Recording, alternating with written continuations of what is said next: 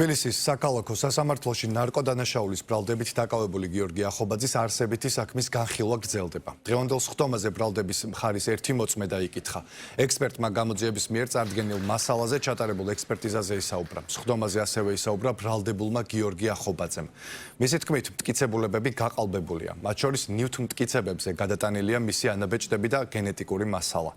შეგახსენებთ, რომ გიორგი ახობაძეს ბრალის სისხლის სამართლის კოდექსის 260 მუხლის მე-6 ნაწილი წარედგინა, რაც დიდი ოდენობით ნარკოტიკული საშუალებების უკანონო შეძენა შენახვას გულისხმობს.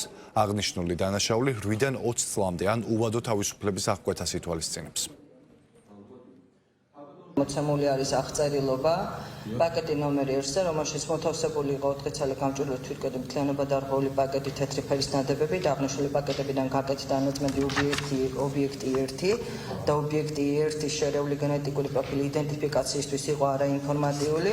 რაც შეეხება მეორე ობიექტს, მოყვითალო და მომწვანო ფერის ზოლიანი წეროვანი ლენტის 5 ფრაგმენტი იყო, საიდანაც გაკეთდა საერთო ანაწმენდი და წეროვანი ლენტის ფრაგმენტებზე არსებული ბიომასალის გენეტიკური პროფილი და გიორგი ახობაძის გენეტიკური პროფილი აღმოჩნდა იდენტური. მტკიცებულება მოპოვებული არის საკუთრესო კოდექსის დარღვევით, იმიტომ რომ პოლიცია ამტკიცებს დოკუმენტს ისე გაუკეთეს შრება რაოდენობა გადაეცა და ნეიტრალური მოსული დაესწროთ. ამას გარდა აქვს ბრალდება მათ წინააღმდეგ და მათ შორის მიცემული ჩვენება სპეციალურ საკანონმდებლო სამსახურში, რომ მათ მოახერხეს ჩადება და მათ შორის მათ მოახდინეს კონკრეტულ ობიექტებზე ანაბეჭდის შეცვლა და გაყალბება. ავიღეთ პასტას და ჩავიდეთ ჯიბეში. აქედან ამოგვიყვი პასტა. ანაბეჭდის სახით შეიძლება რა შემოხერებს. ძალზედ დაიწყო და ასე დაანერგული და იგივე წარმატებით დაწუხარდა შეიძლება ნებისმიერ ექსპერტი დაიკითხა.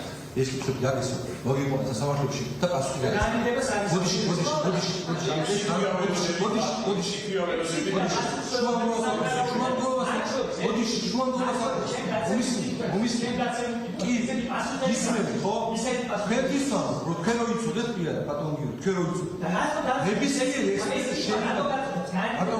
მოდი